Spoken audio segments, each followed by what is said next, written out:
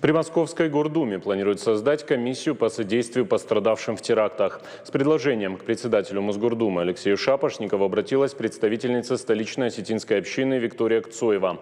Виктория Кцоева – бывшая бесланская заложница. Она рассказала, что часто встречается с молодежью в московских школах. Подростков интересуют подробности трагедии, они хотят анализировать и делать выводы. Как было отмечено, Москва и Осетия – субъекты страны, которые пережили больше всего терактов. Идею Алексей Шапошников поддержал. Также напомнил про столичный центр молодежного парламентаризма. Там можно организовывать встречи. Еще одно предложение – проводить летом в Москве фестиваль осетинской культуры «Фарн». По словам руководителя танцевального коллектива «Алания» Тимура Мурашева, его планируют приурочить к осетинскому национальному празднику Дню Хетага.